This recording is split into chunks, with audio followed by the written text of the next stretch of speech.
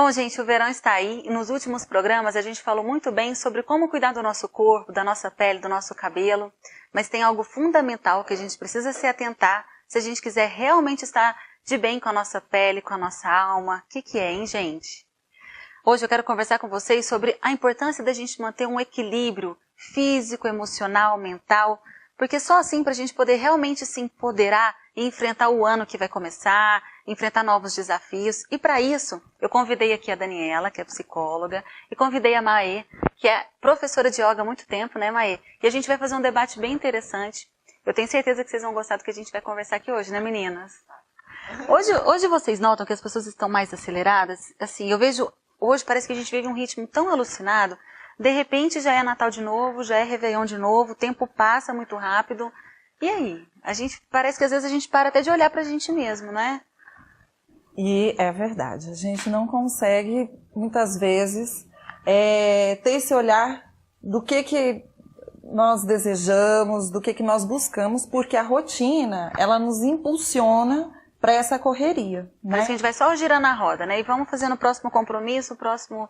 né, trabalho. O trabalho, muitas vezes, eu entendo que a tecnologia, hoje em dia, ela toma muito do nosso tempo, coisa que antigamente a gente tinha disponível para nós, às vezes para a família, para os outros, né, para amigos, né. Então, eu entendo que é bem, como é que eu digo assim, o fluxo ele tá bem rápido. Bem acelerado. Às vezes a gente tem que dar uma parada, até para olhar. Eu falo para os pacientes, às vezes a gente vê muito bem assim no espelho uma ruga, a gente vê uma gordurinha localizada, a gente vê uma celulite, a gente se percebe muito bem. Acho que o pessoal de casa aí concorda. Mas e por dentro, né? A gente às vezes não para pensar, será que eu tô bem? Será que eu tô feliz? Às vezes eu quero mudar um cabelo, eu quero mudar alguma coisinha, mas por quê? Né? Eu acho que a psicologia pode ajudar nesse sentido e às vezes o yoga também, né? Com certeza. No dia a dia, né, as pessoas estão sempre cumprindo horários, cumprindo a rotina, indo ao trabalho, indo à academia, e às vezes sem pensar muito no porquê isso tudo acontece, né? Então é importante as pessoas reservarem um tempo para elas mesmas, longe de tecnologia, longe de trabalho, para sentar, fechar os olhos e realmente realizar. No yoga a gente faz muita meditação, né, que é olhar para si e prestar atenção na respiração, que a respiração é uma coisa que, se você consegue controlar, ela vai te levar a um bem-estar maior, uma maior qualidade de vida, né? Maia, você que dá aula de yoga já há um tempo, qual é o princípio básico do yoga? Assim, o yoga, ele é mais para uma atividade física, ele é mais para uma meditação, um relaxamento, como é que é isso? Então, no yoga, a gente trabalha tanto o corpo físico, quanto também o corpo energético, né, mais espiritual também. O exercício físico, os resultados, os benefícios físicos mesmo, são uma consequência do que o yoga pode te trazer. Porque, inicialmente, o cerne dele, dessa prática, é a respiração. E com a respiração, você vai adquirindo mais calma, mais espaçamento entre os seus pensamentos, né? Porque a gente pensa uma coisa atrás da outra e às vezes fica aquela loucura. Quando a gente para respirar, né, a gente associa. A respiração é como se fosse a ponte entre o ser físico e o ser emocional, porque é com ela que você vai conseguir controlar as suas emoções, controlar aqueles momentos de ansiedade, né? Então o yoga basicamente é isso. Que bacana, adorei. E assim, uma pessoa que está num ritmo frenético, alucinado e começa a praticar o yoga, em quanto tempo ela consegue perceber uma mudança na própria vida dela? Então, isso vai depender da dedicação da pessoa, né? Eu aconselho prática diária, é o ideal. E assim, em um mês já vai ter diferença. Você já vai se sentir melhor, tanto fisicamente quanto mentalmente, sabe? Mas quanto mais você praticar, maiores serão esses benefícios. Os benefícios. Daniela, e no dia a dia, assim, do consultório, você vê que a queixa das pessoas, dos seus pacientes com relação ao estresse, ao cansaço, é muito frequente? As pessoas têm apresentado insônia, algumas síndrome de Burnout, que é uma depressão, né, acentuada, dificuldade de relacionamentos. Por quê? Porque as pessoas muitas vezes elas querem, mas elas não têm a disponibilidade do tempo para entrar em contato com o sentir, né? O que elas sentem em relação às pessoas, o que elas buscam naquele relacionamento. Então... Às vezes a pessoa tá tão na correria que ela não sabe nem se o relacionamento que ela está faz bem pra ela ou não, Justamente. Né? Às vezes assim, não sei, tô com um relacionamento, não sei se eu tô bem, mas depois eu penso nisso. E não pensa, né? Até porque o pensar, né, a Maia me corrige, envolve esse desprendimento energético. A gente precisa ter uma energia para organizar os nossos sentimentos, para entrar em contato com os nossos pensamentos e até com as crenças. Por quê? Porque muitas vezes nós adotamos esse ritmo acelerado do dia a dia, essa rotina, por conta das nossas crenças, né? A crença de que a gente tem que dar conta, a crença de que nós temos que ser super bem-sucedidos, e muitas vezes essa ascensão, ela não faz sentido para mim, ela faz sentido para o outro, às vezes para um pai, para uma mãe, né? Para um marido, até. É uma diferença da gente falar entre mulheres possíveis e mulheres perfeitas, né? Às vezes a gente não consegue ser perfeito e aceitar o possível, não é isso? E aí ela tocou num ponto que eu acho importante, que é a respiração, que eu também trabalho no meu consultório, mas não com a sua propriedade, de trazer a pessoa para o presente. Porque quando a gente tem uma respiração acelerada, muitas vezes a gente está ou no futuro, na ansiedade, né, naquilo que, nossa, eu tenho que fazer isso, eu tenho que, tô lá, e também muitas vezes eu estou no passado buscando respostas para minha insatisfação, para aquilo que eu não estou me sentindo ok, porque às vezes eu vou cuidar da minha aparência, vou no shopping e compro uma roupa, mas parece que aquilo ainda não preencheu. É verdade. Né? Então, a respiração, muitas vezes, na maioria das vezes, ela faz com que você fique aqui, agora, né? Opa, deixa eu sentir, deixa eu pensar. Deixa eu me perceber, né? Isso. E é tão importante, gente, essa questão da saúde, porque eu vejo que muitos pacientes, às vezes, buscam perder peso, fazer um tratamento para celulite, para gordura localizada, mas se a gente não está bem em relação à saúde mesmo, nutricional, alimentar, de atividade física, mas emocional também, parece que o resultado não é o mesmo. No próximo bloco eu volto para a gente falar mais sobre o bem-estar e o equilíbrio físico e emocional, hein?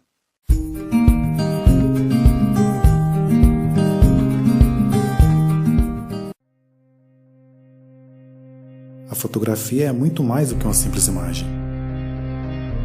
Ela precisa trazer a realização pessoal da minha cliente. Esse é o momento em que eu tento traduzir um sonho em forma de arte.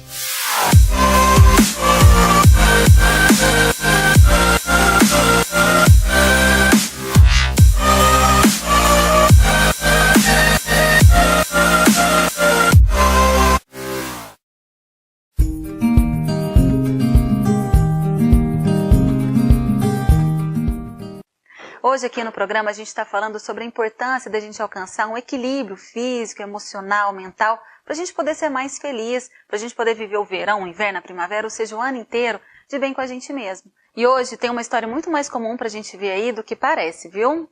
Sou Olivia Cunha, tenho 34 anos e eu era muito estressada, muito brava, vivia com raiva do mundo, das pessoas. E tinha uma ansiedade enorme também, e a vida era muito difícil nesse ponto pra mim, assim, eu via a vida angustiante, assim, e fazia outras atividades, né, eu sou formada em outra coisa, em outra atividade, outro ramo, então trabalhava com coisas bem mais estressantes, e eu não queria mais essa vida pra mim, né. Para mim não fazia sentido, né, levar uma vida tão estressante e eu queria ser tranquila, eu queria levar uma vida de boa, eu queria ser de bem com a vida, totalmente feliz e rindo para todo mundo, era isso que eu idealizava. Eu sempre tive esperança de que a vida podia ser bem melhor. E eu via algumas pessoas, eu falava, gente, eu quero ser como elas, assim, alguns mestres, eu já tinha uma ligação com esse lado espiritual, né, com esse lado de manter esse padrão mais tranquilo, né, de levar uma vida mais serena, né, de cuidar mais da minha saúde, de me sentir melhor, né, no mundo. Gente, isso parece muito mais comum do que a gente imagina. Em algumas coisas a gente até se identifica, né, com a questão do estresse, da correria. Daniela, como é que a gente pode perceber em casa, ou com a família, como é que a gente pode perceber sinais de que a gente está num ritmo muito acelerado? Sinais. Nós podemos identificar alguns sinais quando a gente não se sente ok consigo mesmo. Quando a gente percebe que existe uma insatisfação, ou uma tristeza, ou algo que nos indique que não está bem, que envolva algo que a gente, de repente, a gente às vezes não está feliz com as mesmas coisas, com as mesmas práticas, né? Isso. Então, esses são os indícios de que existe um desequilíbrio, uma desordem. Como eu falei anteriormente, uma insônia, ou às vezes uma alimentação, né? Você comia bem, de repente perde o apetite, então são sintomas físicos ou passa também. a comer mais e ganha muito peso, passa a comer né? mais, justamente, muito bem colocado. Tem hoje em dia muitos casos de pessoas que buscam a satisfação nos alimentos, né? Legal. Agora, Maia, me conta um pouquinho da yoga, né? Da yoga que você me falou que é uma questão, que é um excelente exercício para a gente melhorar a respiração, para a gente trabalhar a questão da meditação. Qualquer pessoa pode fazer yoga? Qualquer pessoa pode fazer yoga. Grávida ou não? Grávida ou não, até deficiente. Todas as práticas de yoga, elas são adaptáveis para qualquer tipo de pessoa, jovem, idoso.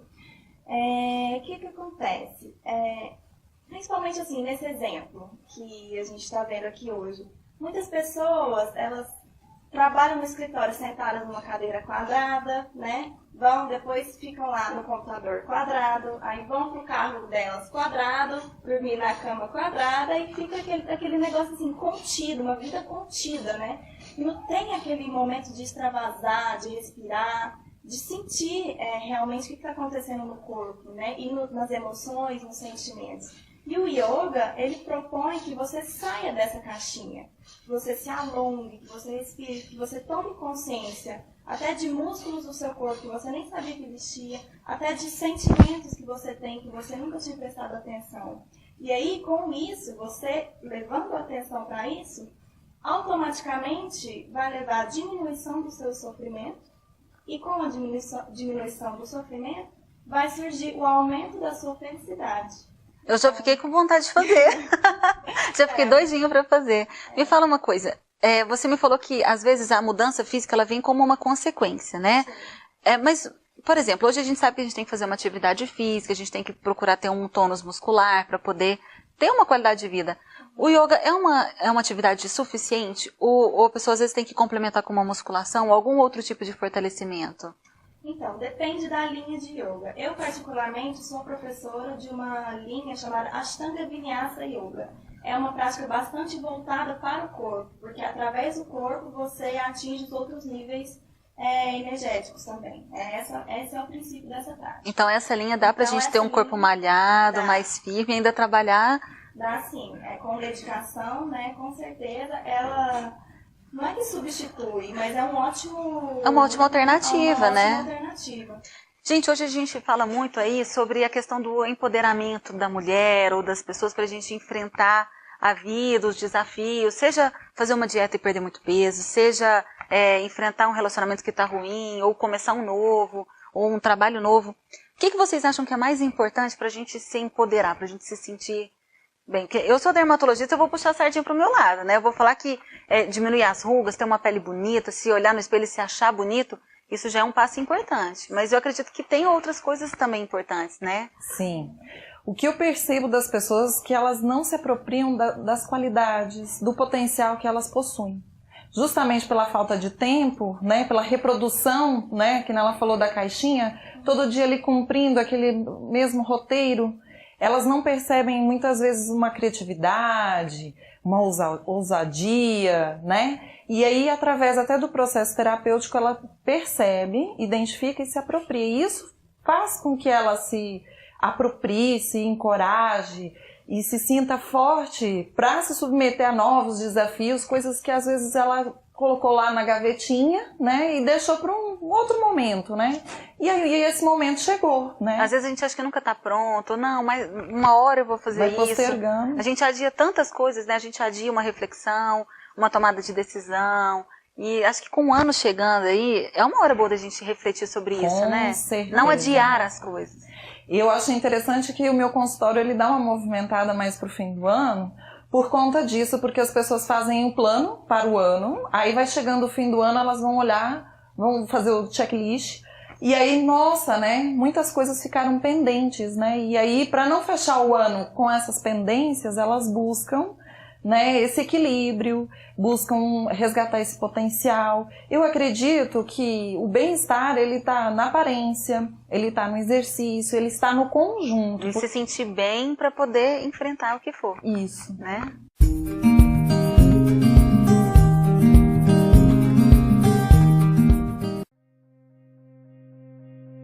A fotografia é muito mais do que uma simples imagem. Ela precisa trazer a realização pessoal da minha cliente. Esse é o momento em que eu tento traduzir um sonho em forma de arte.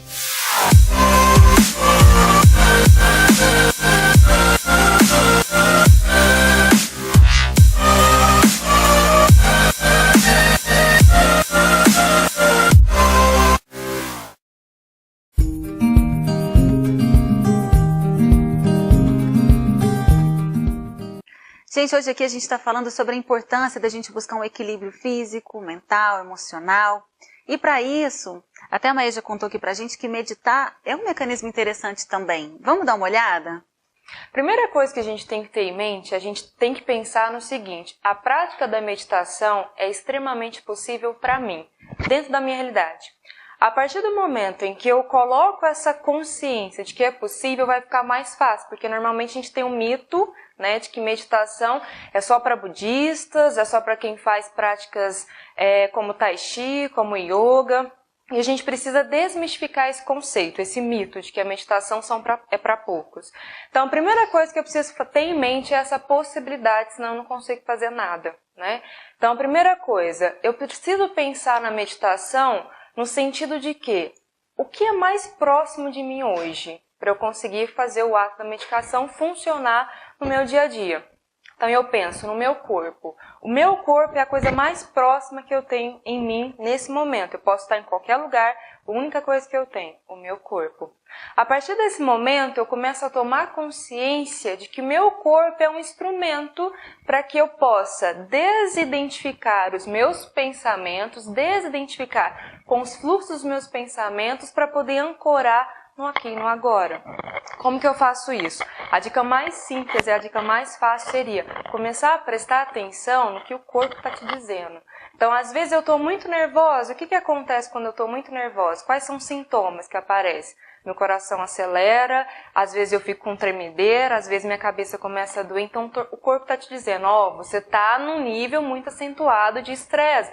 Então, preste atenção na sua respiração. Seria a primeira dica e a mais básica de todas as práticas meditativas. A gente tem várias correntes de meditações, várias técnicas, mas todas elas vão pelo mesmo rumo. Então, uma das primeiras dicas seria preste atenção na sua respiração. A segunda dica que eu posso dar para vocês aqui hoje seria uma prática que as pessoas têm me procurado muito para fazer, é o Mindful Eating, que é uma prática meditativa enquanto você come. É extremamente importante, né, nos contextos no meio da saúde, com relação às pessoas que têm distúrbio de alimentação, reaprender a comer.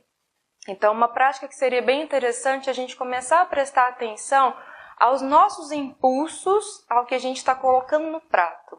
A partir do momento que você pega o prato, a gente pode fazer uma prática meditativa comendo, né?